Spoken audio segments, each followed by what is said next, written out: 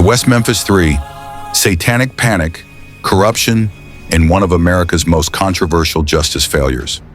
When fear decides guilt on May 5, 1993, in a quiet Arkansas town, three little boys rode their bicycles into the woods. They never came back. By the next morning, their bodies would be discovered submerged in muddy water, naked, bound, and brutally murdered. The crime shocked America, but what happened next would become one of the most disturbing miscarriages of justice in U.S. history.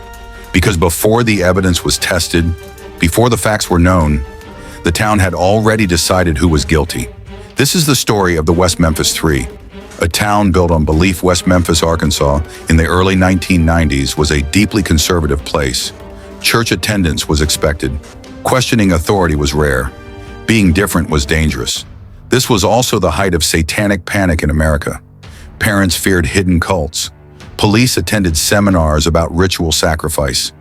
Heavy metal music was considered suspicious. People were terrified of invisible evil, and fear was looking for a face. The three victims. The victims were Stevie Branch, 8 Michael Moore, 8 Christopher Byers, 8 they were best friends. On May 5th, they were last seen riding bikes near Robin Hood Hills, a wooded area locals warned children to avoid. When they didn't come home, panic spread. Search parties formed. Parents screamed their names into the dark woods.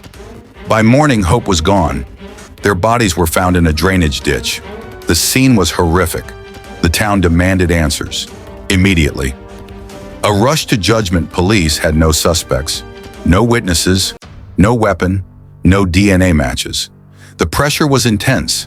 The community wanted arrests. The media wanted villains. And soon rumors began circulating about a strange teenager, a boy who wore black. Damien Echols. Damien Echols was 18 years old. He listened to Metallica. He wore trench coats. He read books about philosophy and the occult. In West Memphis, that was enough. Police interrogated him repeatedly. They searched for anything that confirmed their theory. They weren't looking for the truth. They were building a story. A confession built on confusion. Police then focused on Jesse Miskelly Jr. Jesse had a low IQ. He was highly suggestible. He trusted authority. He was interrogated for over 12 hours. No lawyer, no parent. Eventually, Jesse confessed, but the confession was full of errors. Wrong time of day, wrong location, wrong sequence of events. Police corrected him over and over until his answers matched their theory. This confession became the foundation of the case. The third boy, the third suspect, was Jason Baldwin. He had no criminal record, no motive, no evidence tying him to the crime. His crime? Being friends with Damien. The trial of fear. The trials were separated. Prosecutors presented occult books, heavy metal lyrics, testimony about Satanism. There was no physical evidence, no DNA linking any of them to the murders. But fear doesn't need proof. Jesse was convicted first. Jason was convicted next. Damien Echols was sentenced to death. Life on death row. Damien spent 18 years on death row. Every day could have been his last.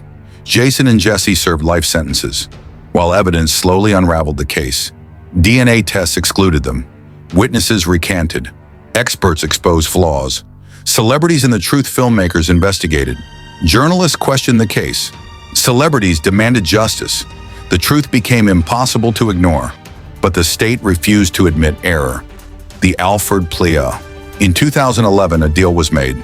They could go free, but only if they accepted an Alford plea. They maintained innocence, but legally remained convicted. After 18 years, they walked free. Conclusion: justice still unresolved. The real killer has never been convicted. 3 families lost their children. 3 innocent men lost their youth. This case still haunts America, because when fear becomes evidence, justice disappears.